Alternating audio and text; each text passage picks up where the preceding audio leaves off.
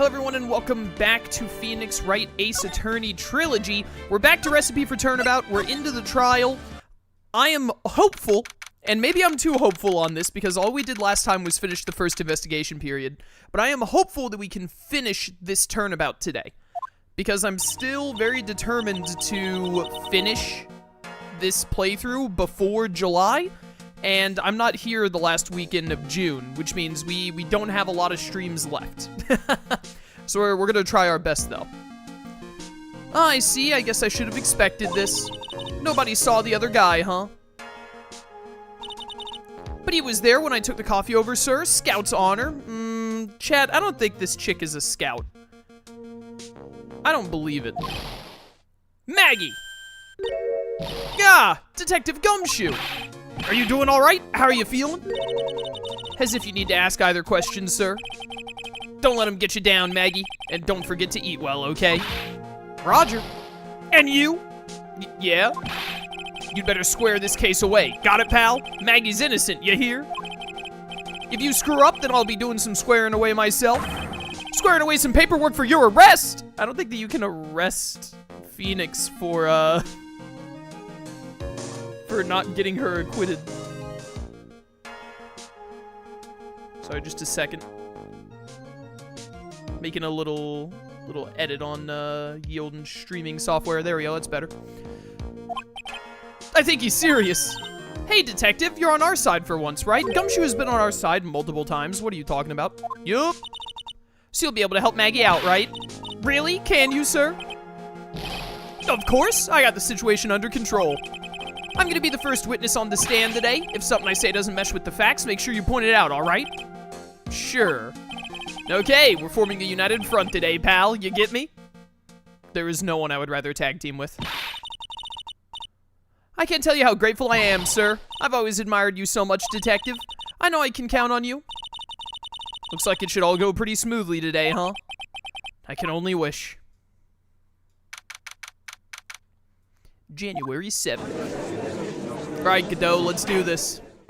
How many times do I have to teach you this lesson? Court is now in session for the trial of Maggie Bird. The defense is ready, Your Honor. That's the first cup. 16 more to go. Ah, bitter. Mr. Wright. Yes, Your Honor? Ah! What's wrong? Nothing. It's just whenever I addressed you in the previous trial, your response was, "You's talking to me?" It was a little, well, intimidating. No, that wasn't me. That was the phony Phoenix. How did the phony Phoenix, did he have a phony attorney badge? I see. So our trusty Phoenix Wright is back with us now, is he? Our trusty? So, Mr. Godot, your opening statement, please. Mr. Trite, whether you're a fake or the real deal, we will find out soon enough through this trial today. But I can already tell you I'm the real Phoenix Wright.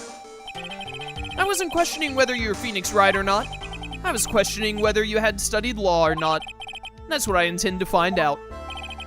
There's no denying it. Behind that mask is a man who really hates me for some reason or another. As everyone is aware, the court has already given its verdict on this case once. Therefore, I won't stand for irrelevant testimony during this retrial. Nor will I stand for a simple repetition of the evidence presented in the last trial. I don't know what was presented in the last trial, though, bro. I'm not planning on repeating anything that phony me said, trust me. Now then, Mr. Godot, please summon your first witness. It's our boy! Let's start with the formalities, shall we? Name and occupation. Witness, state your name for the court. Huh? Oh, sorry, sir. The name's Police Department Detective. Occupation? Dick Gumshoe. Yeah, being Dick Gumshoe is a full-time job. Other way around, detective. Huh? Oh, sorry. Anyway, I'm the officer in charge of this case since yesterday, sir. Since yesterday? Yeah, the guy who was on the initial investigation's tied up with another case now. Hope Gumshoe's really got everything under control for everyone's sake. I see. So, Detective Gumshoe, would you outline for the court the basic facts of the case? Yes, sir. The victim's name was Glenn L. He was a professional programmer. He was on the payroll of Blue Screens Inc., a local company. This is the victim's autopsy report. The court accepts this into evidence. All right. Died of potassium cyanide poisoning, not the cyanide tablet. Time of death was between 1:30 and 2:30. All right. Here are the floor plans of the restaurant. Okay, this is probably gonna come in handy in some way. When the incident took place, the victim was sitting right here. I can read and order. The poisoned coffee was brought over to him by the waitress. The waitress being the accused. Yeah. The victim died from poisoning almost immediately after he took a sip of the coffee. At the time of the incident, there were 2 other people in the restaurant. Mr. Jean Armstrong, the owner and chef, and a regular by the name of Mr. Victor Kudo. Oh, the old man, I almost forgot about him. Still seems to be a very straightforward case to me. Alright. Gonna have to use these blueprints for something at some point. Come, detective, take up this hammer and nail the defendant's coffin shut with your own 2 hands. Now then, Detective Gumshoe, let's have your testimony. Yes, sir. The incident. When the incident took place, the victim was alone at his table, sir. We understand that the guy, Glenn Elg, was listening to the radio at the time.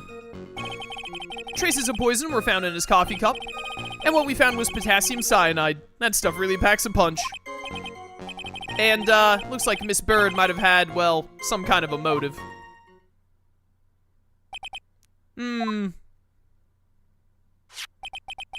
Using the dark, aromatic depths of coffee to conceal the poison. Classy lady. The facts of this case seem to be ironclad. Mr. Wright, I would ask you to begin your cross-examination, but... yeah. Please, no intimidation tricks this time around. Is that understood? I already told you that wasn't me. Ridiculous. Hello, everyone in chat. A lot of people showing up in chat. Welcome, welcome. Alright, hold it. Let's get started here, Gumshoe. Can I stop you for just a minute? Huh? What is it? I say something that contradicts the evidence? He's so desperate for that to be true, he's practically crying. Your testimony just now doesn't match the testimony given by Miss Bird. She claims that there was another man at the victim's table. Yeah, it's what she said, and what killer wouldn't say that I can't read. What killer wouldn't say that when faced with the homicide conviction? Hey, sadly her testimony isn't supported by the owner or the other customer.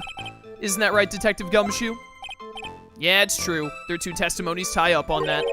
They both said there was no other guy at the table. What should I do? Should I press on this point a little harder or not? I want to press harder. Well, maybe the other witnesses just missed him. Perhaps their view of the victim's table was obscured in some way. Ha! That argument is as weak as the coffee at Très Bien, trite. I have here in my possession a ticket. A ticket? Looks more like a photo to me. Yes, a one-way ticket to Guiltyville. Population, the defendant. This is a photograph taken from near the entrance to the kitchen. This is the scene as witnessed by the chef moments after the poisoning took place, correct? I think the court will agree that with such a clear view of the scene of the crime. How, Mr. Trite, could anyone have overlooked a second person at the table? Blah. Certainly seems to show the victim's table extremely clearly. Alright, so now we have a crime photo, which is nice. We could use that in some way. He was listening to his radio, you say? Yeah, he had a portable radio in his chest pocket. Maggie told us that too, didn't she? Something about how one of them had some sort of earpiece. What should I do? Should I press on this point a little harder or not? Dude, I'm gonna keep pressing it until I start getting punished for it. What was it that the victim was listening to on the radio, Detective Gumshoe? Huh? How should I know? Thanks a lot. We're now one step closer to the middle of nowhere. This isn't going very well, is it? Detective, could you perhaps tell us about the poison and how it was used? So traces of the poison were found in the coffee cup and nowhere else? Not sure I get you, pal. Was the poison a liquid? Was it a powder? If I had to put it in layman's terms, I'd say it was a powdery substance. So the poison could have been in anything that was on the table? Sugar, salt, pepper, all of which you put in a coffee?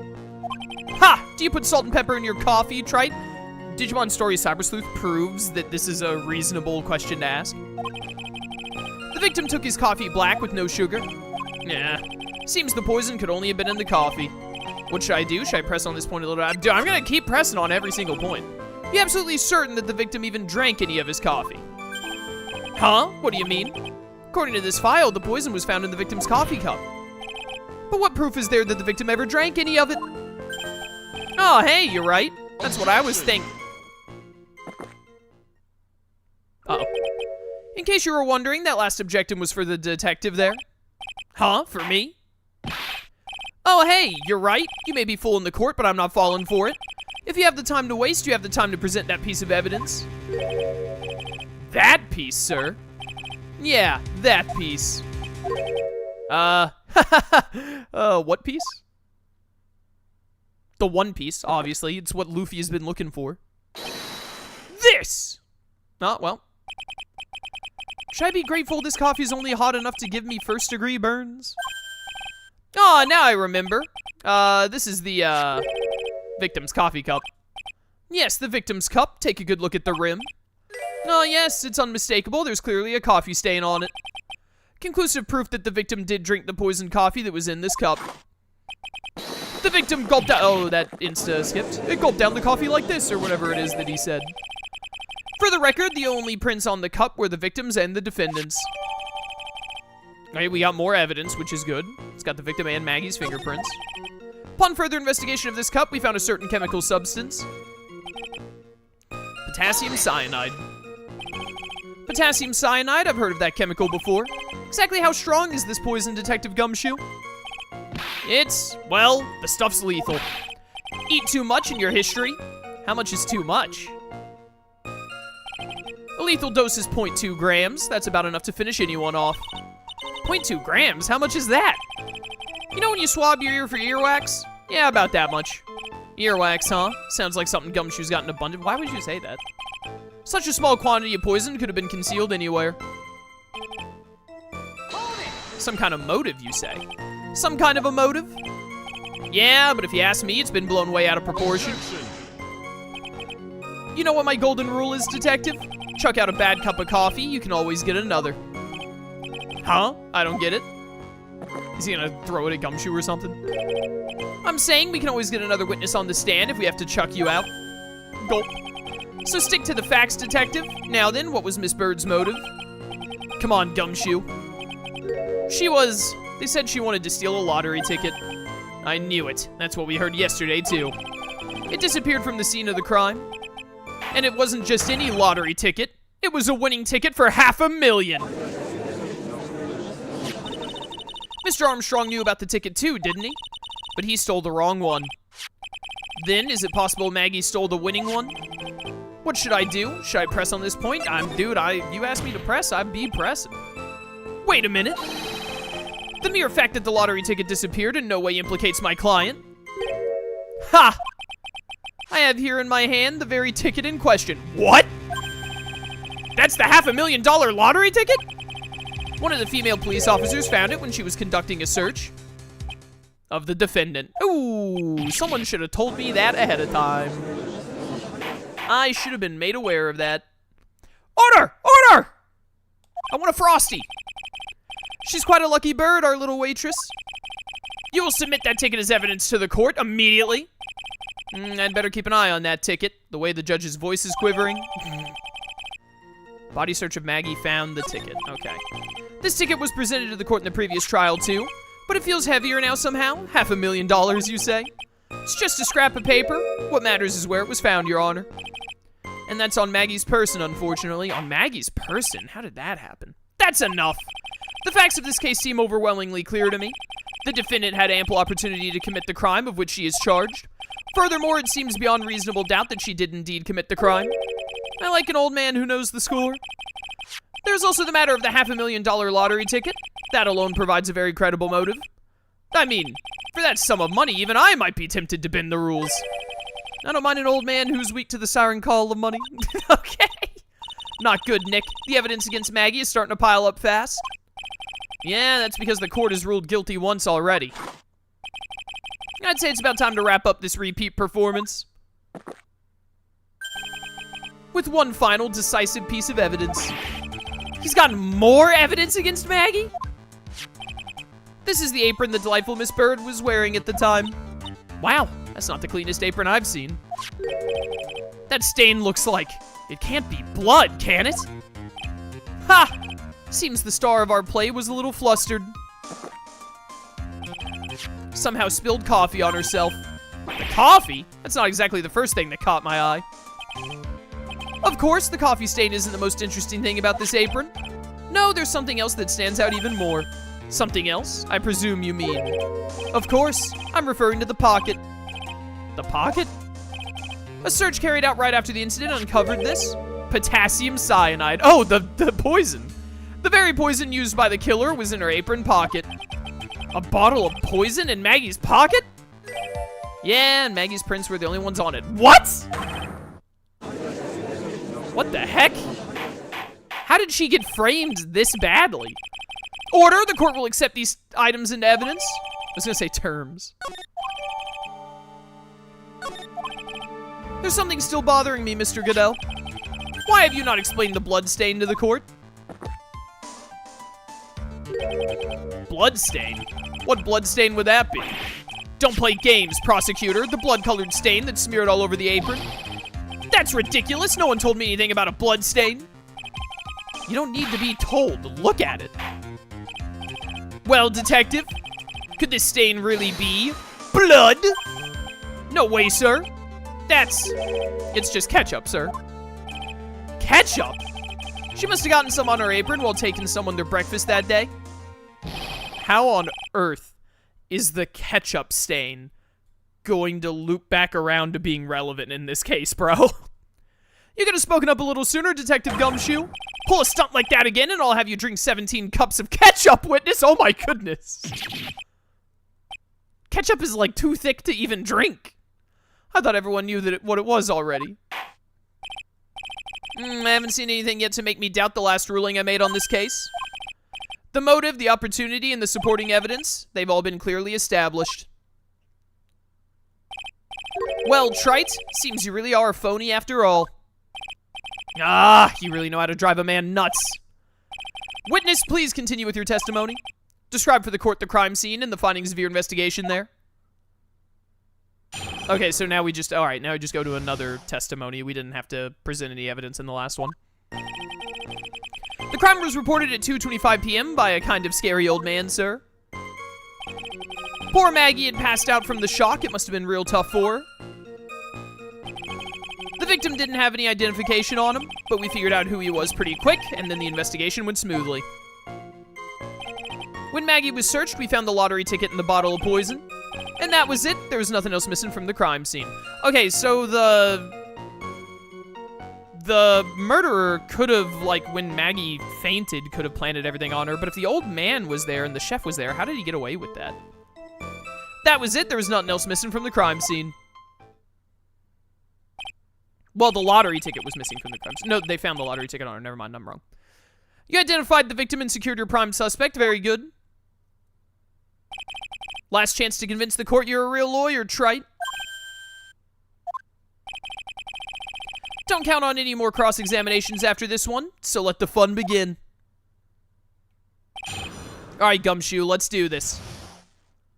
You and me, buddy. We got this. Let me look at all my evidence before we do this. Also, I should save. Because we had a lot of new evidence added, and we're gonna probably have to do a contradiction here somewhere. Article from December 5th says I was trounced and my client was found guilty. Yep. Left by the victim. The doodle is in the victim's handwriting. Okay, so this was done by the guy who was killed. Picked up from a bench in Vitamin Square. Thrown away by the old man. Right, I remember that. Trabian lunch special. $20 despite how bad it is. Jean's debt is $500,000. The owner of the loan is tender lender. I wonder if even... I'm pretty sure that it's the fake Phoenix who is the one that, like, did it. But I wonder if I have to try and, like, throw blame on the French guy first. Written by my phony, the wheel guard is all smashed up. Yeah. Died of potassium cyanide poisoning. Time of death was between 1:30 and 2:30. Okay. Bum, bum, bum, bum. Just trying to see if there's anything clearly off here, and I'm not seeing anything.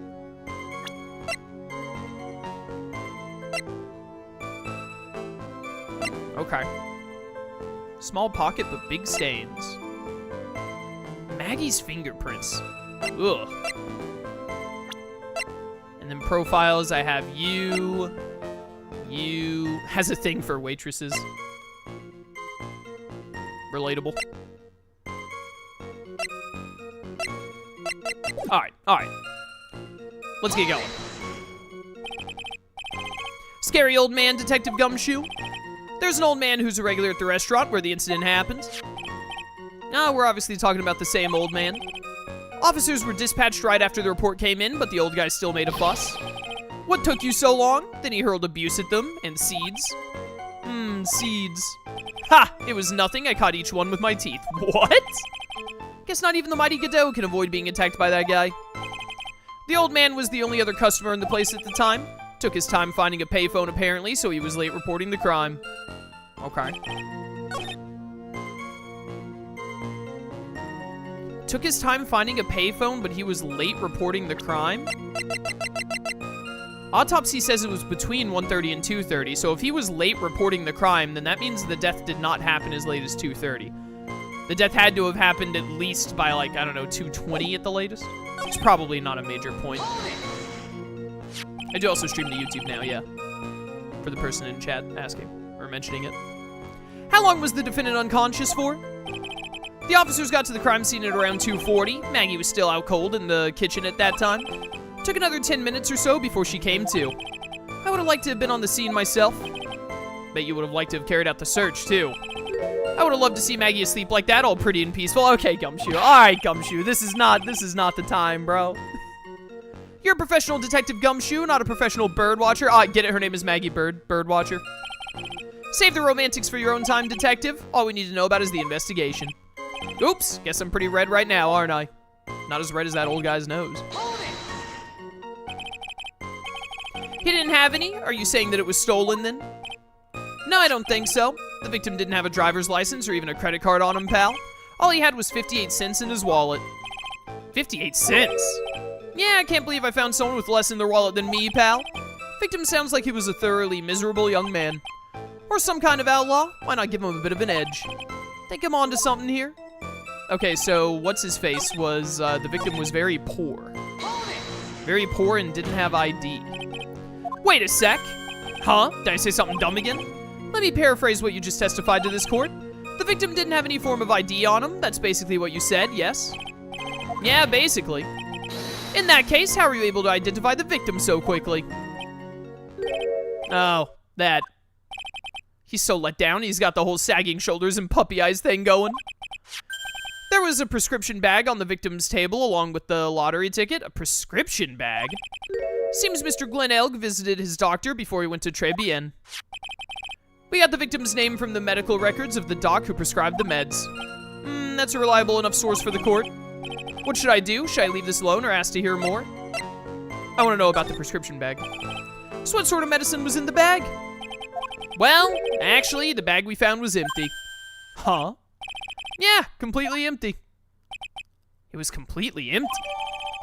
Victim got this from the doctor before going to Trebien. The bag is empty. Ha! The bag was empty. You're entering an empty paper bag as evidence? Desperate are you, trite? Now, what happened with the investigation after that, detective?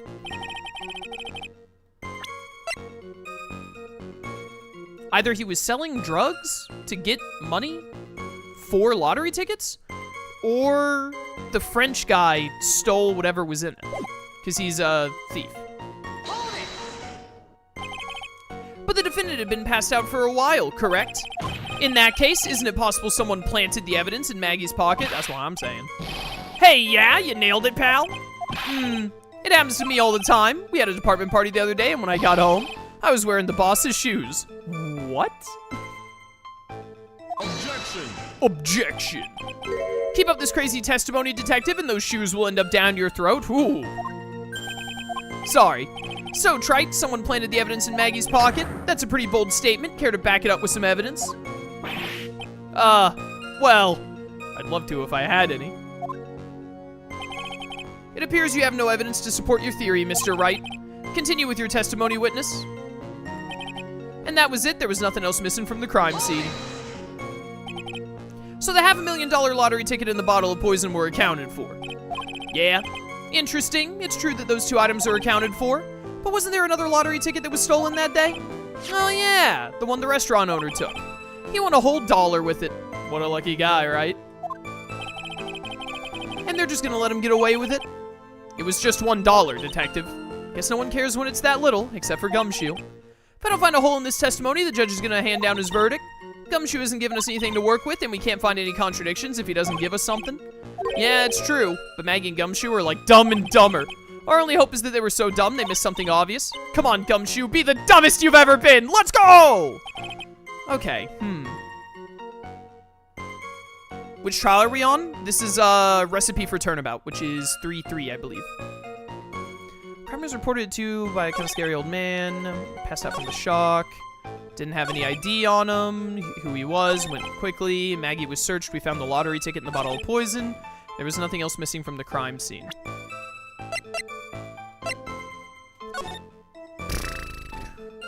Would this count as missing from the crime scene? It's his doodling and it was hidden behind the thing. But I don't think it's in the picture. Yeah, in this picture it doesn't show it.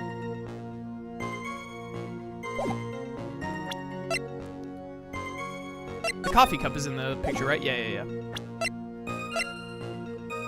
The winning ticket we already covered. The cyanide that she had. Empty victim's bag. Well, the empty bag. Well, no, it's not missing because Gumshoe had it, so he must have gotten it from the scene. But if this idiot, I think I'm onto something. I think that there are only two reasons this bag can be empty. The dude sold his drugs out of it to afford the lottery tickets, or this idiot stole from it. So it could be that the prescription is missing from this.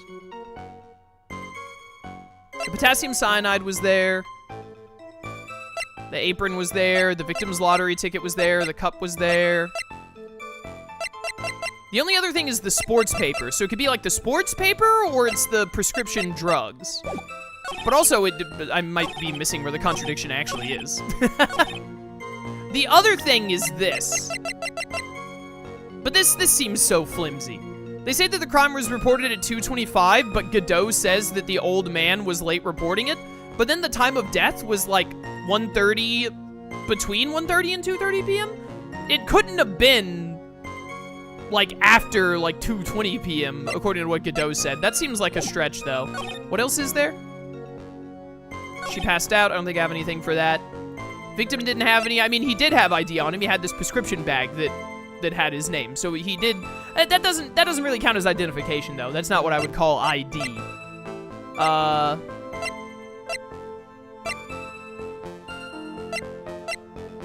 Yeah, I don't think there's anything else that can contradict that. Figured out who he was. That's like a nothing sentence. Found the lottery ticket and the bottle of poison. It's got her fingerprints. It was in her apron pocket. There's her pocket. She spilled a bunch of stuff on her. There's the lottery ticket found on Maggie. Yeah, so I think the contradiction has to be this about the autopsy, which seems very unlikely to me. Or it has to be that there was nothing else missing from the crime scene, and it has to be the sports paper, or it has to be the drugs from the bag.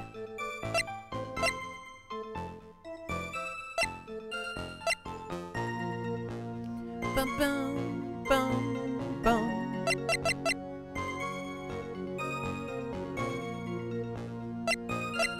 Alright, no spoilers for the case in chat, by the way, please. Don't put any spoilers of like what the answer is or what the answer could be and all that.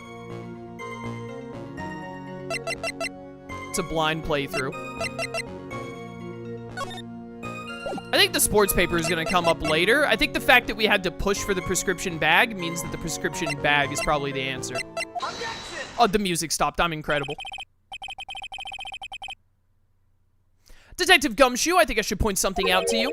There's just one small contradiction in your testimony. Ah, finally. I'm getting all anxious just waiting, so hurry up, will ya? You testified that nothing else was missing from the crime scene. However, the prescription bag you mentioned was empty. Did the officers recover the medicine from the scene of the crime later? No, they didn't. The victim was given a prescription right before going to Très Bien. Where then did the medicine disappear to? That French dude must have stole it. You are too cool, pal. Indeed, due consideration wasn't given to the victim's prescription in the previous trial. Witness, why do you always overlook such vital pieces of evidence? I guess that's the most careless thing I've done so far, huh? Sorry, getting a drink of water? The victim was killed by poison, and the victim's medicine mysteriously disappeared. The victim's own prescription could have been the lethal poison itself. Bop, bop, bop. Order! Order! Well, Mr. Godot, what do you have to say to that? Ha! That's all. What? Read for the court the name of the clinic on the prescription bag, if you will. What's the clinic's name got to do with anything? New ear otolaryngological... Yeah, I'm not reading that. Just what kind of illness was the victim suffering from, Mr. Godot? Hardly an illness, Your Honor. More like a bitter war wound, you could say. A war wound? The day before the incident, Mr. Elg found himself in a fight. He took a blow to the side of the head and ruptured his eardrum. He ruptured his eardrum? Then what on earth was the prescription he was given? It was a cream that was to be applied topically inside his ear canal, not to be ingested. What? It's mentioned in the autopsy report if you read the fine print. Just a second. Sorry, I had to look at something. They found traces of the medication in the victim's left ear. Yes, here it is in very, very fine print. Seems Mr. Elg correctly applied some of his medication while he was at Très Bien. Therefore, it would be absurd to believe that he would have eaten his medication. Seems that this medication is irrelevant to the case after all. No. Nick, if you don't think of something quick, it'll all be over. Yeah, but why is the medication not in the bag, though? Like, even if it's not what killed him. Like, why was it there? Why did it go? She's right, but I can't get away with my old weak objection. What should I do? The fact that the medication is missing is still sus. Only moments ago, Mr. Godot made the following statement. Seems Mr. Elg correctly applied some of this medication while he was at Très Bien. If that's the case, then why was the medication not found at the scene of the crime? Get wrecked, idiot. But the medication in question was for topical use inside the ear canal. Objection! That doesn't change the fact that it could not be found at the crime scene. However insignificant it may seem, it's a lawyer's duty to pursue the truth. You know as well as I do that the medication is irrelevant. It hardly seems likely that a prescription drug would contain potassium cyanide. It hardly seems likely that the coffee the waitress served would contain it either. But it did! The possibility is undeniable. That's enough. Mr. Godot, is the detective the only witness the prosecution wishes to call? Mr. Godot? He's dead? I got my own witness I'd like to call, sir. It's the old man who was there in the restaurant on the day of the murder. Oh, great. We gotta cross-examine this dude. Oh, here we go. Victor Kudo, the pigeon hater? Very well. The matter of the disappearing medication seems little more than trivial at best. However, it wasn't explored at all in the previous trial. And that's something that bothers me. Yay, good job, Nick. The court will adjourn for a 10-minute recess, after which we will hear the prosecution's next witness. Ha! Suppose this means I'll just have to finish you off in my last 6 cups. We're already down to the last 6? He's had 11 cups already? Court is adjourned for recess. Got a tickle in my throat. Oh, this isn't a to be continued, though. Well, yeah, we've only been going for like half an hour. These trials normally last like an hour each. Woo, that was close. Tell me about it. I nearly died in there. That's my line, sir. No, it's my line. I think I really did die a little bit. Looks like we all nearly died in there. Can't believe Detective Gumshoe. How could he betray us like that? Huh? He said he'd help me, but he totally set me up. I don't think he meant to do that, Maggie. He was backed into a corner. I mean, the guy's got to do his job, right? It's okay. I know all about lies and betrayal. I've had them my whole life. But it really hurt this time. It felt like someone punched me hard in the stomach. No! No! No! We have to help Gumshoe here somehow. We have to be the wingman. I hate that guy. I don't ever want to see him again. Poor Gumshoe. No! So the next witness is gonna be that old guy from the park, right? Yeah, Mr. Kudo, lover of waitress outfits and projectile seeds. I bet he's gonna be really stubborn. I mean, he's pretty set in his ways, you know? Yeah, he's a big old grouch. Are you gonna be able to handle him, Nick? Yeah, I can take whatever he throws at me, even those never-ending bird seeds. Gumshoe, no, he deserves happiness. Court will now reconvene for the trial of Maggie Bird. Mr. Godot, your next witness, please. The prosecution calls the lucky old-timer who caught the show over a cup of coffee. Will the witness please take the stand? Bum, bum, bum, bum, bum, bum. Name and occupation, if you don't mind. The name is Victor Kudo, born and bred in the land of the rising sun. Oh, that's Japan. Honor and duty are what make me. Mind you, I can be quite emotional at times, too. We don't need to hear about that, Mr. Kudo. Just tell the court your occupation. My occupation? Ah, listen, youngin'. How much call do you think there is for kimono embroidery here? Kimono embroidery? That's what I do, or did, back in Japan. Back in Japan. Oh, that's right. I think that in the Japanese version, this game takes place in Japan, but in the English version, they say it takes place in, like, California? I embroidered family crests on kimonos. My ancestors were embroidering kimonos before this country even existed. Wow, a real craftsman. They're a dying breed. Hey, maybe you could embroider my costume sometime. Anyway, like I said, there's not much demand for that kind of thing here. So I had to take a job working the cash register at a burger joint, pretending to smile. That burger joint would have been better off putting him in the kitchen. Now then, witness, were you in the restaurant at the time of the incident? Oh yeah, I was eating some seeds over a cup of Javicino. Seeds? What do you think these are, huh? I see. So you saw everything that happened, Gramps. Did I? Oh yeah? Yeah, I did. I saw it all. Then please tell the court. We're all ears. Bum, bum, bum, bum, bum. I like this track. Sure, I'll tell you. I'll tell you every last detail. He's really getting into this. Witness testimony. The young man was reading the sports paper. Oh, the sports paper is mentioned, which they didn't have because I found the sports paper. Serving girl brought him a Javicino, but she put something in it. The man took one sip of it, looked like he was in terrible pain, and then collapsed. That's the serving girl right there in the defendant's chair. I remember her well. Yeah, because you stare at her so much, you weirdo. Mr. Kudo, she's not a serving girl. Please refer to her as a waitress. Ah, you're as bad as the rest of them. All these newfangled words. What's wrong with old-fashioned ones, Newfangled? All this talk of radios and glasses. It's wireless and spectacles, I tell you. Excuse me? Listen to me, everyone. Don't forget the old values. Don't let the good old days slip away. Well, I think it's time to begin the cross-examination, Mr. Wright. Yes, Your Honor.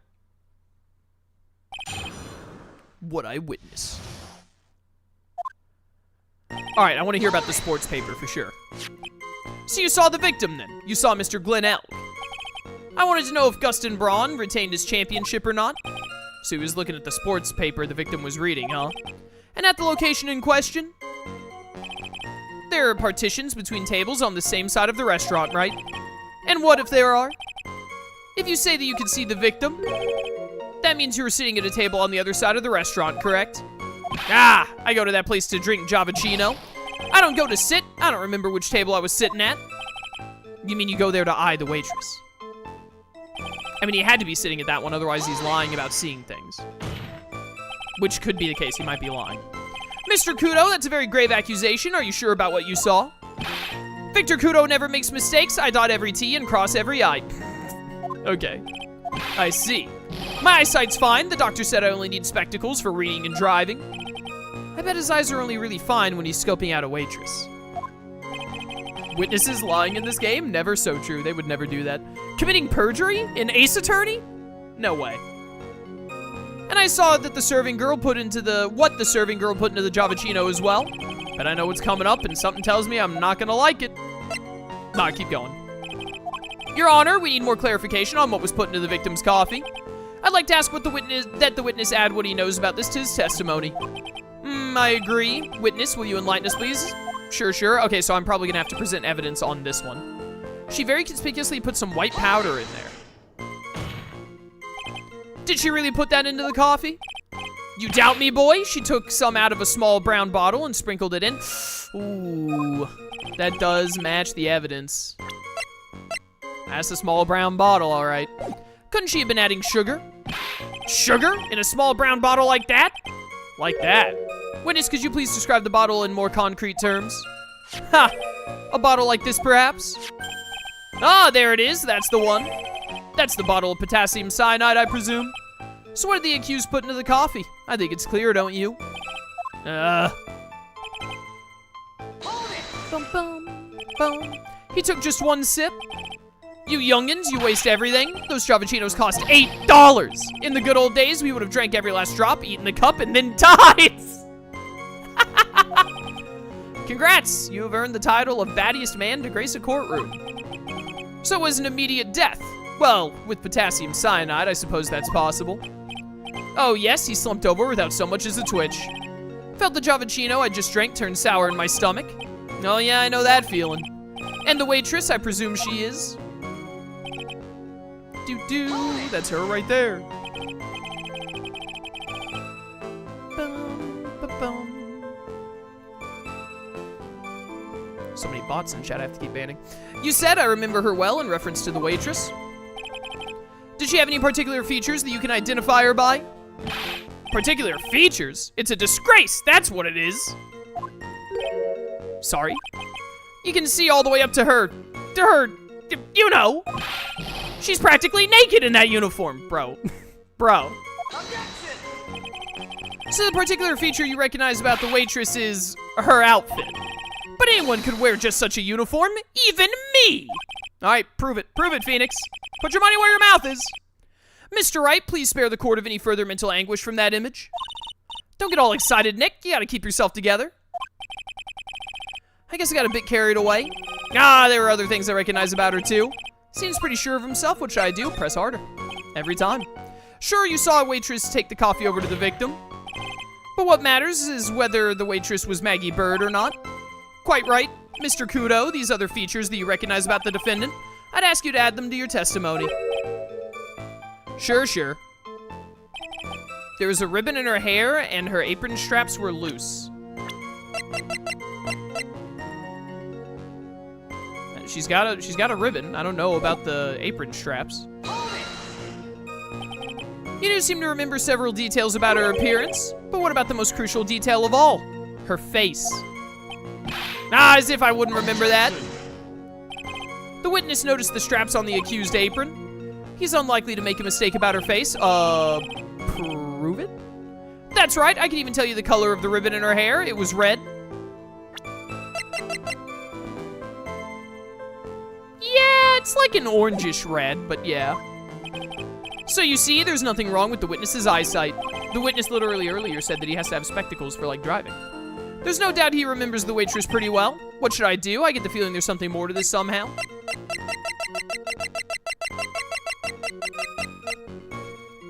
What would asking about the back do? Like, what would that accomplish?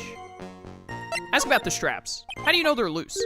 Mr. Kudo, you seem especially interested in straps. Why is that? What? The ribbon in her hair, the straps on her apron. What's the fascination?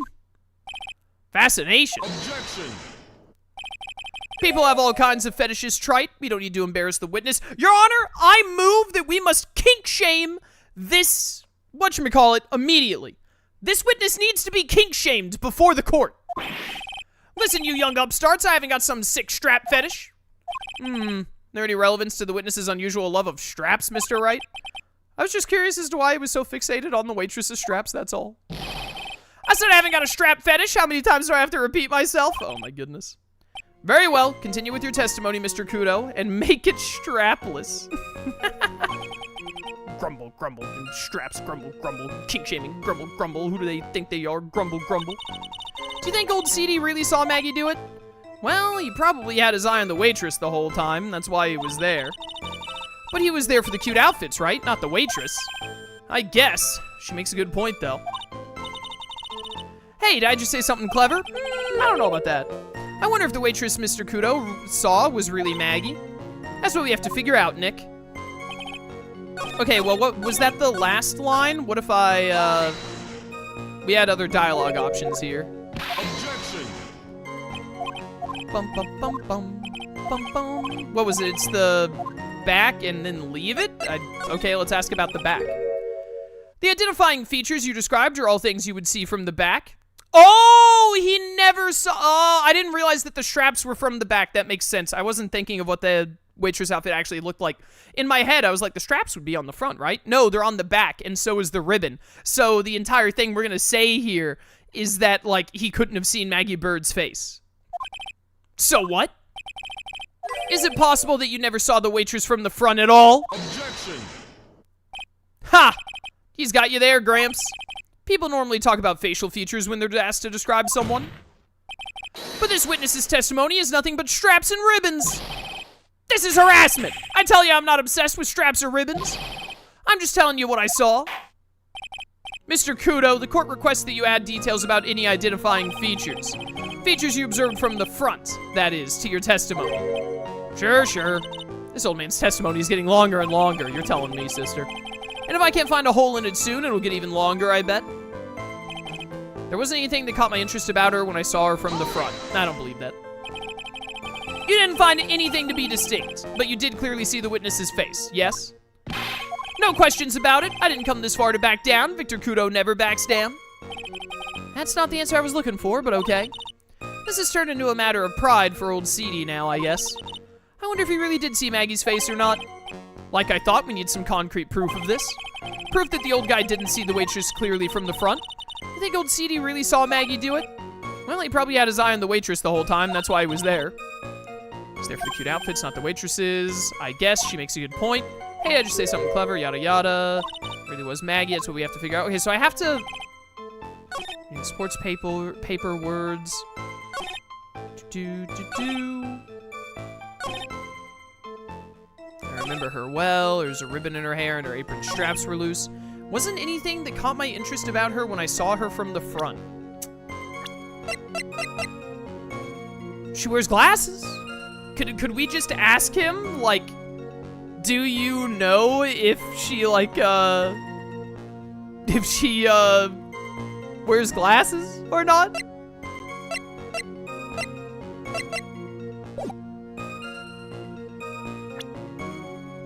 Wasn't anything that caught my interest about her when I saw her from the front. Sports paper isn't gonna be helpful here. Job listings, bad lunch special. The job listings and the bad lunch special I don't think are relevant to the trial. We used these to get more intel during the investigation last week, I think. Jean's loan contract might come in handy later. I don't think it's gonna matter with this guy. I don't think the scooter is gonna matter right now either. Time of death, floor plans. He would have been across from him probably. That dude dying.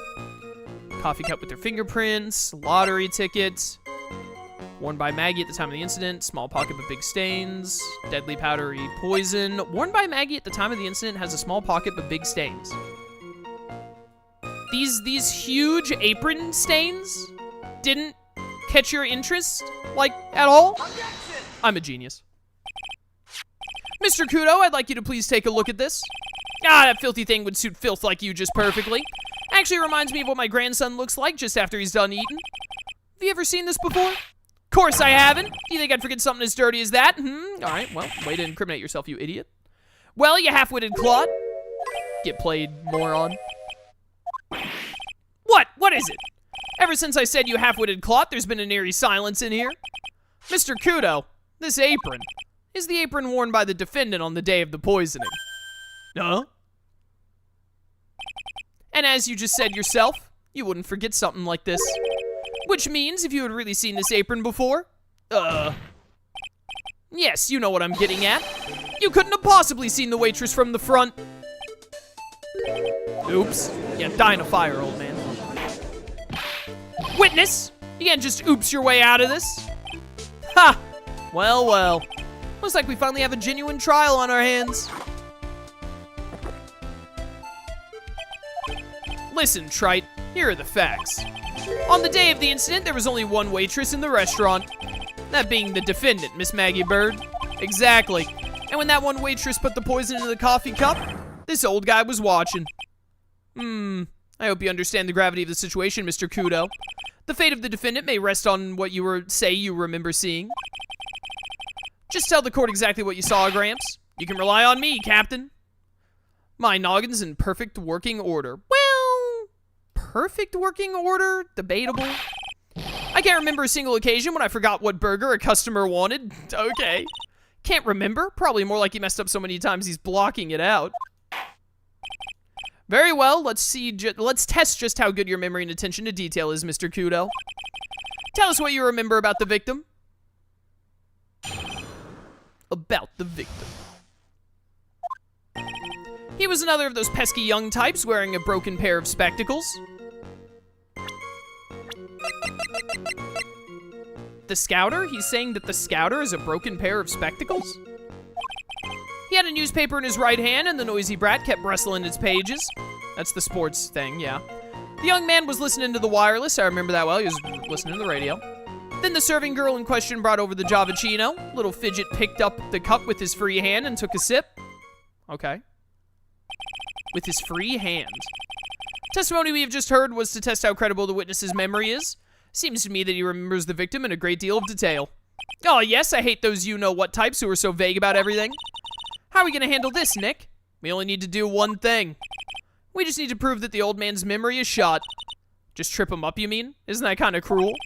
I suppose, but it's what I do best. Being cruel to old people is what Phoenix does best. Alright. Spectacles. Dark glasses to you. One of the lenses was green, but the other one was broken. Newfangled rubbish, that's why I remember him so well. I don't think the other one was broken. It was just a monocle, basically. He did have some kind of lens over his left eye, but I wouldn't have called it a pair of glasses. He seems to have been wearing some rather modern-looking shades. Perhaps I should take to wearing some and rival Mr. Godot's sharp appearance. We better come up with something sharp and quick. Guess I'll wait and see if I should challenge him about the spectacles. Okay. Newspaper in his hand. The newspaper was a sports paper, was it? That young hooligan, I nearly asked him, can't you even read without fidgeting? How was I supposed to be able to read the back page with all that rustling going on? I needed to find out if Guts and Brawn retained his championship title. It was his paper, not yours. If you wanted to know so bad, why didn't you buy your own? What are you looking at me like that for, huh? How dare you judge me? Ow! Ow! Guts and Brawn got beaten yesterday, by the way. Anyway. Oh no! Guts and Brawn. The wireless. The decadent young rascal. In my day, it was one or the other. Read the paper or listen to the wireless. Oh boy. And using an earpiece, it's selfish, that's what it is. I was straining my ears, but I couldn't catch any of it. Was he that desperate to listen to the radio? What are you looking at me like that for, huh? I skipped the dialogue. Then the serving girl in question brought over the Javachino. You mean the waitress who you only saw from behind, right? You're one of those, are ya? You never let anything go, isn't that right? Yeah, that's being a lawyer, bro. Maybe. What does it matter if I saw her from the front or from behind? My eyes don't lie. Ow, ow. Better not push it until I've got some hard evidence. Bum, bum. His free hand. Yes. Which hand was that? Weren't you listening before, cloth ears? I said he was rustling the newspaper with his right, didn't I? If his free hand wasn't his right hand, then which hand was it, you moron? Ow, ow. Ha! Perhaps the great Mr. Trite has 3 hands. Yeesh, I was only asking. No need to gang up on me and treat me like a freak. Whole point of this cross-examination is to establish one thing, that this old guy's memory has more holes than a slice of Swiss. Guess we just need to find a contradiction in his testimony somewhere, huh? Anything will do, even the smallest detail. We just need one mistake, and he's all ours. Bum, bum, bum, bum, bum. Another of those pesky young types wearing a broken pair of spectacles, newspaper in his right hand, and noisy brat kept rustling its pages. The young man was listening to wireless, I remember that. Summer girl brought the Javachino. Little Fidget picked up the cup with his free hand and took a sip.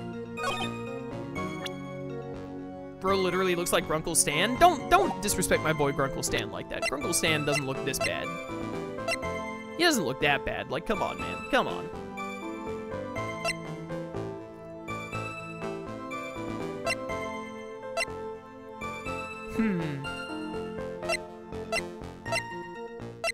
Bum bum.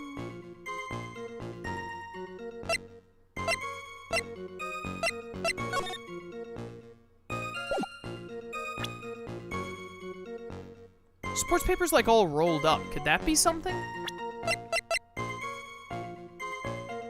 Left eardrum ruptured the day before the incident.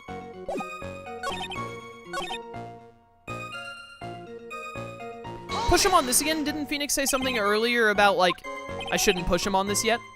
Well, this was green, then was yada yada, newfangled rubbish, some kind of lens, when I called it glasses. Match Godot. No, still wait and see. Okay.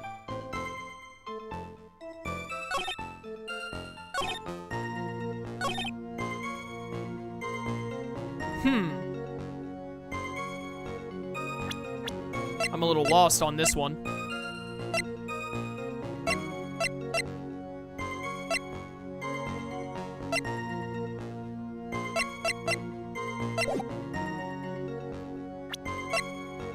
Am I supposed to, like, talk about the prescription bag again? He doesn't mention that the dude, like, applied the prescription to his ear or whatever. I don't know how I would, like, push that, though.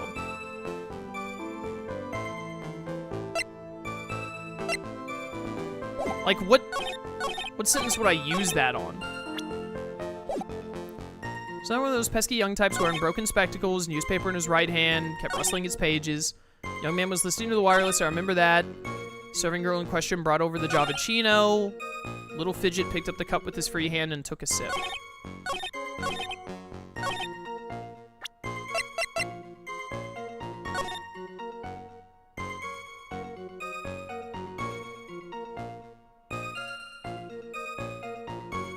This is in his handwriting, isn't it? The victim's handwriting? So he was, like, doodling in this. Could it be that, like... Well, no, that wouldn't. I was gonna say, like, he couldn't have had a free hand because he was writing, but he would have just, like, he would have put the paper on the table, been writing with one hand, and then drinking with the other, theoretically.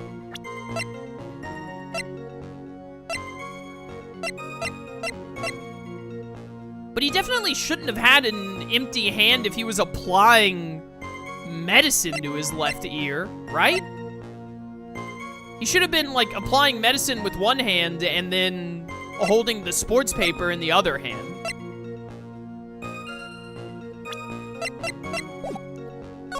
Is there any way I can, like, catch him on the spectacles thing? There's nothing about this dude wearing glasses. Even his profile. Yeah, his profile doesn't even mention the whole, like, wearing spectacles thing.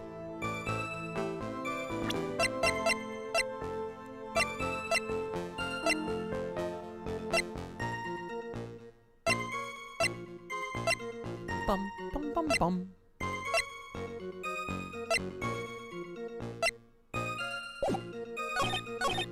I think him applying the medicine is, like, the only thing I have going. Objection! Nope, I'm wrong.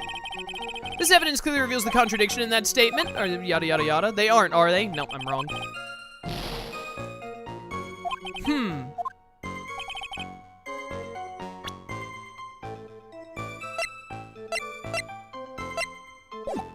It's gotta be the thing about the spectacles, then. It's gotta be something about the spectacles, but what is it gonna be about the spectacles, though? Like, what could it even be?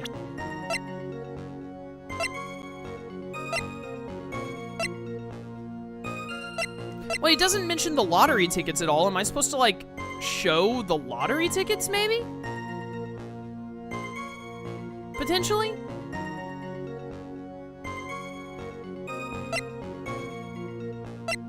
Bum, bum, bum.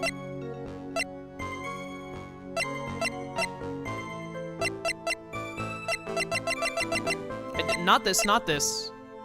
It's not gonna be the magazine clipping. I don't think it's gonna be the sports paper. I don't see how the sports paper could be used here. It's not that, it's not that, it's not that, not that. I don't think the autopsy report is gonna do anything here. I don't think the floor plans is gonna do anything here.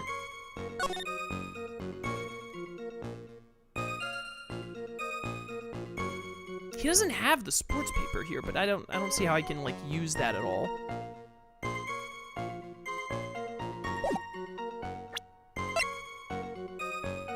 Bum, bum, bum, bum.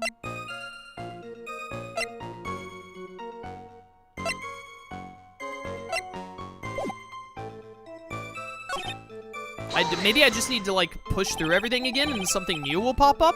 That happens sometimes where you, like, say hold it to something later in the testimony, then say hold it to something earlier in the testimony and it changes. Newspaper was a sports paper, was it? That young hooligan, I nearly asked him, can't you even read without fidgeting? Supposed to be able to read the back page rustling. If Guts and Braun won, it was his paper, not yours, yada yada. What are you looking like for? Don't judge me. Ow, ow. Got beaten anyway, yada yada. He was listening to wireless. Taking it, young rascal. It was one or the other. Read the paper, listen to the yada yada yada.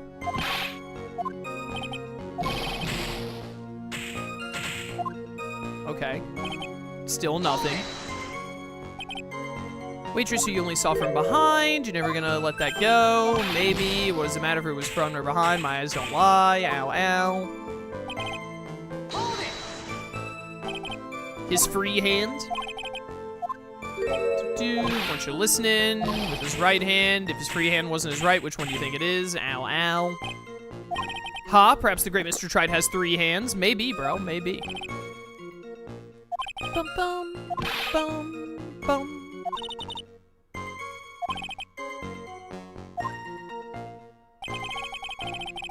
Dude, I have no idea.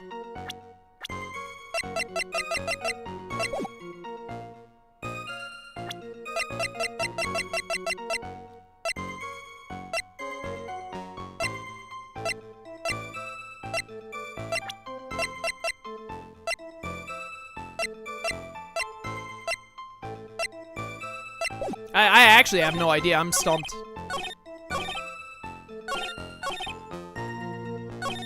Maybe it's something to do with the radio?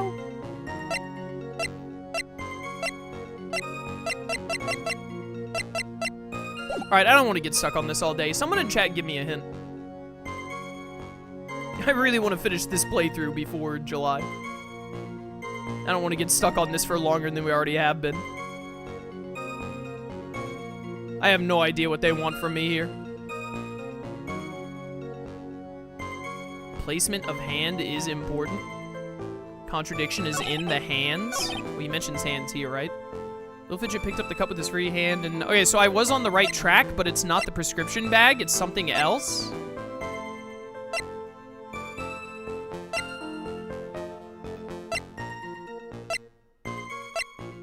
It's not going to be anything over there. It's going to be one of these. I already tried the prescription bag, so it's not that.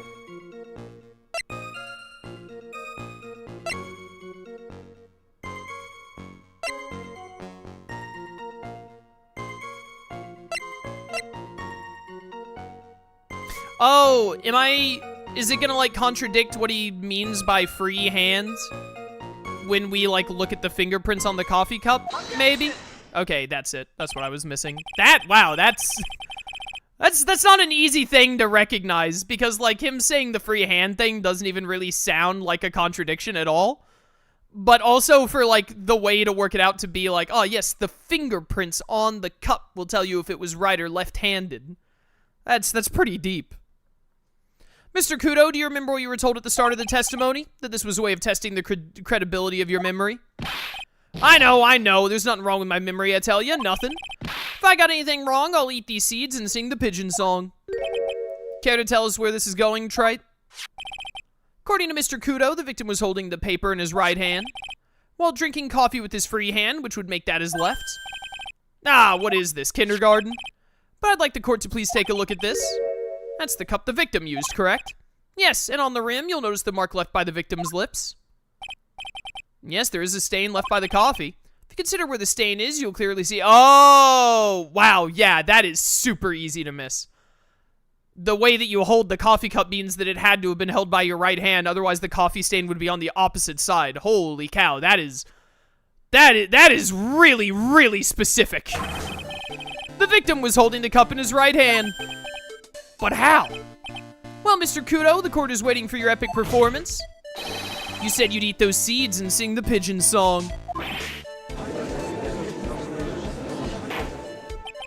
Mr. Kudo, I'm afraid this is simply not acceptable. I think the witness had better... Wait! If you think I'm gonna stand here and listen to you tell me I'm mad, you're wrong. I don't care about that dirty coffee cup, I know what I saw. You still insist on your testimony? That young brat was holding the cup in his left hand. Oh yes, no question, I'm a good law-abiding citizen, I am. It's that dead young hotbot and you spiky-haired yahoo who are at fault, victim blaming? Who, me? Thank you, old man, we've heard quite enough from you already. Don't call me old man, old man. Been around for 68 years, I have. You can't ignore me. I'm so close to the nice year. Listen to what I've got to say. I'm sorry, Mr. Kudo, but sure, why not hear a little more? Mr. Godot? But this is my 16th cup of coffee, so this is your final stand. Thank you, Captain. You can rely on Victor. Left hand or right hand? This is a whole new testimony. Oh, is the music like sped up? The boy was wearing the earpiece on the same side as the green lens of his specs. Okay, yeah, that makes sense. I got confused by that sentence for a second. He kept fiddling with it all the time. He was fiddling with it just before he picked up the cup too. Then he used the same hand to pick up the cup, his left hand. We know that the victim was wearing an unusual monocle over his left eye. It wasn't a monocle, Your Honor. It was a small computer monitor often used by programmers. A monitor? You mean like a television screen? The inside of the lens is a screen that displays computer data. It's called an HMD. It's a common tool in the victim's line of work. HD, TV, DVD, CD, all these newfangled letters drive me mad! But they don't matter. I know what I saw and I'm telling the truth. It's true, he doesn't seem to be lying. And those are the facts in good old black and white. Okay. What the heck am I supposed to do here? So the victim was wearing an HMD. HD, TV, yada yada, what does it matter? It was none of them actually, but anyway. And you're sure he was wearing the earpiece on the same side? No question, I could only see that side of his head from where I was sitting. Yeah, that does add up with the thing. It's pretty obvious if you look at the floor plans. Yeah, that adds up. You would have only seen his left side. From the opposite table, he'd only have a view of the side of the victim's head. Kept fiddling with it all the time, yada yada. Seems you kept an eye on Mr. Glenn Elg. He was getting on my nerves, rustling that newspaper and fiddling with his earpiece all the time. And then he went and made all that fuss, dying from one sip of Javachino. I wanted to say to him, calm down, you young brat. Just looking at him made me suddenly speed up my seed eating. I could have choked. So I take it the victim was a walking ball of nervous energy. Bum, bum, bum. Dun, no, no. The earpiece you mentioned, which hand did the victim touch it with? You're one of those people, aren't you? You're the type that uses your left hand to get things out of your right pocket. Or fastens your left cuff with your right hand. And then when the tour guide says on your right side, you'll see the famous blah blah, you're the only one who deliberately looks left. Well, aren't you? No, I didn't mean. Obviously, he used the hand on the same side of his body that the earpiece was in. So is the trick here that the earpiece was actually on the right side at some point?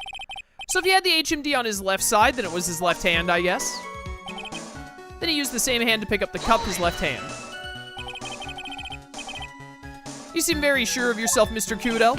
That's because I know what I saw, no matter what tricks you try to play on me. Looks like he really did see the guy picking the cup up with his left hand. This is the dead end. Well, Nick, what do you think? I think the guy's telling the truth. But even so, something's not quite right. Then chuck evidence at him until he breaks. But if he's not lying, there wouldn't be any contradictions in his testimony, right?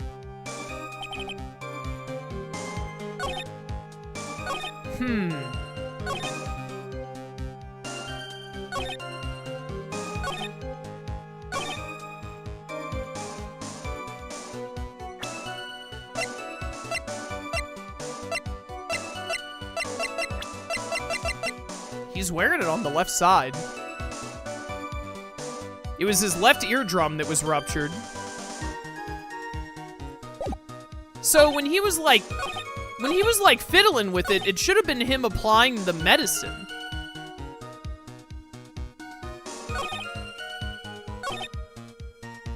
Earpiece on the same side as the green lens of his specs. Kept fiddling with it. He was fiddling with it just before he picked up the cup too. Then he used the same hand to pick up the cup, his left hand.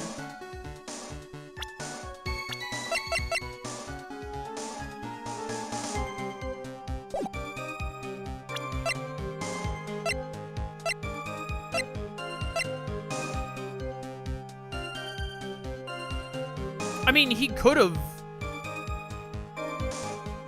held the coffee cup at a weird angle to drink from it.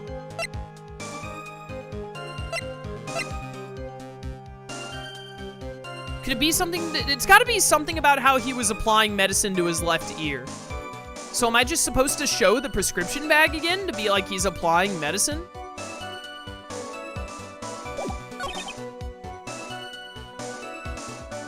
I'm gonna save real quick.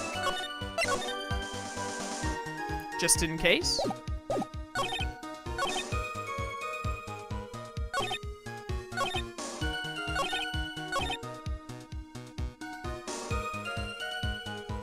Fiddling with it just before he picked up the cup too.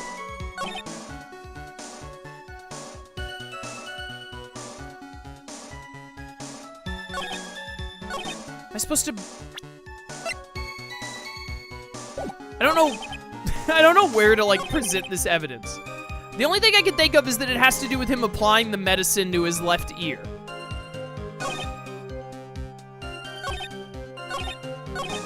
So it would be on one of the ones that he said fiddling? Objection!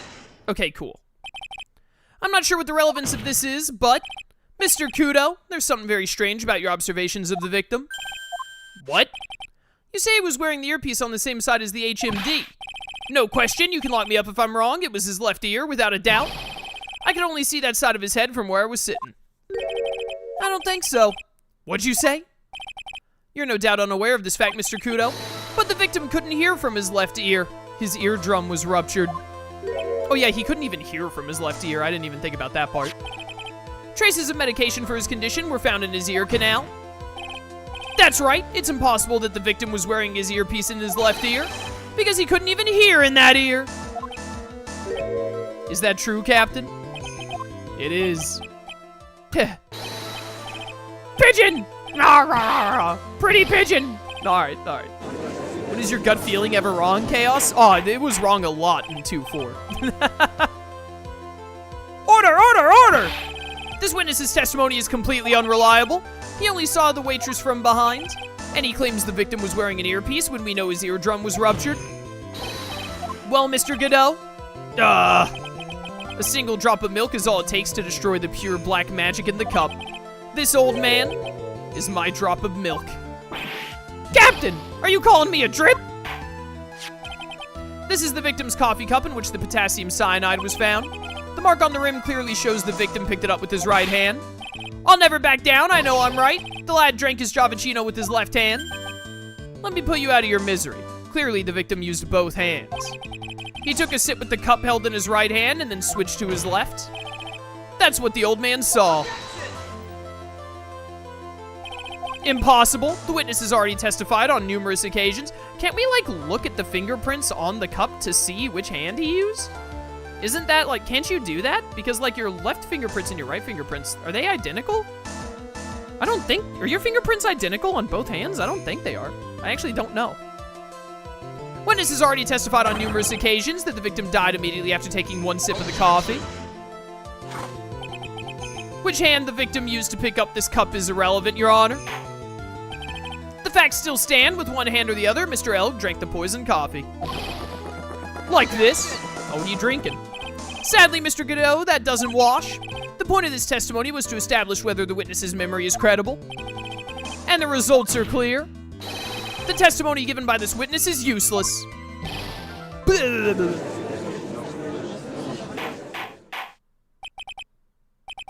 I believe it's time to conclude today's proceedings. I'm satisfied that the witness is not deceiving the court, But to be frank, his testimony is a farce. Do you have to be so frank? Take that, you pompous old fogey. I'm sorry, Mr. Kudo. You can't reach me from there. You're too far down, little man. Each fingerprint is unique? Okay, that's what I thought. I'm ordering the defense and the prosecution to investigate this case further. That's all for now. This court is adjourned. Or are we done with the trial day? Hold it. No, we're not. Wait! If we stop now, where does that leave me? Leave you, Mr. Kudo? Thanks to that blue-suited young upstart over there, I'm just a bumbling old man who can't even dot his T's or cross his I's now. How is your bad memory my fault? I'm sorry, Mr. Kudo, but there's nothing I can do. I kept my mouth shut until now, but there's something else the court should know. Ooh? What? There's more? To be perfectly honest, it might not be anything, but I want another chance. I want another crack at you, you young shark. Me? He's looking at me like I'm some sort of evil shogun. Well, everyone, what do you say to one final showdown? The final chapter in this eccentric old man's scrapbook? Sorry, Gramps. I've already had my 17th cup of coffee. That means nothing else can be done for the rest of the day. What have you got to lose, Captain? I'll give you all the Javachino you want if you come to my house after the trial. I may be 68 years old, but Victor Kudo is still a man. That's enough, witness. I believe it'll be quicker for the court to just hear your testimony. You bet, much, much quicker. Can't believe this is happening. Ha-ha! You better get ready, youngster. How many bird seeds does he have? I get the picture. Just quit throwing those seeds at me, would you? He's got to be using some sort of infinite ammo code with that box of seeds. What, did Phoenix hear me talking? What?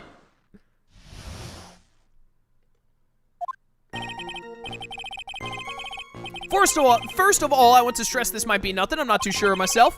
Young boy slumped over the table as soon as he took one sip of the Javachino. While the clumsy idiot upset the vase, he knocked it right over. It broke and the strip of cloth covering the table got completely soaked.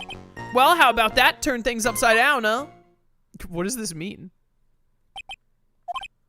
Is that all? Yeah, that's all. I remember it perfectly. You're doubting me again? You're doubting a poor defenseless old man? No, we're not doubting you, Mr. Kudo. Don't you get the feeling there's a question hanging on everyone's lips? Nick? I was gonna say Neek. In this crime photo, that vase is not broken. Yeah, so what, probably. That's all I can think of, and I have to cross-examine this guy. You're a bird brain, that's why that's all you can think of. Very well, Mr. Wright, your final cross-examination, please. The final showdown. Does this even accomplish anything, or is this just to make the old man feel bad?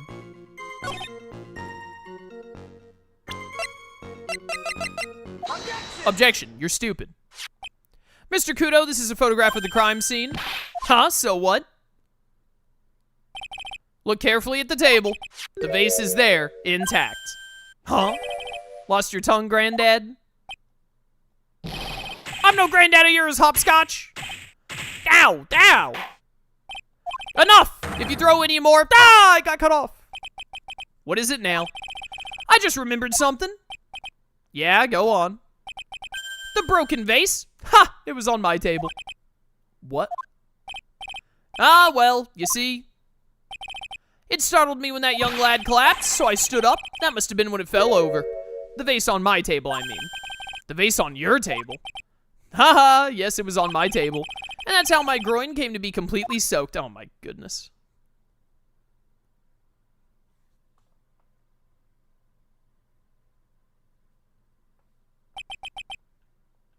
Okay. Well, I'm glad we all sat through that. Thank you, Mr. Kudo. You've certainly earned your kudos for today.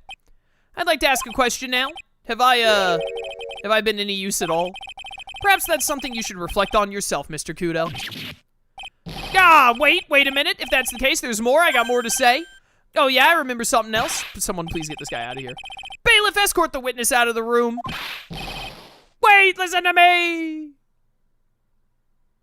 All right, old-timer. Well, we seem to have been considerably sidetracked. I'm still not in a position to deliver a verdict. The defendant has not been positively identified as the waitress in question. Additionally, there are two disparities in the testimony we've heard thus far. The marks on the coffee cup that the victim supposedly drank with his left hand, and the earpiece, which was inserted into his left ear, out of which he couldn't hear.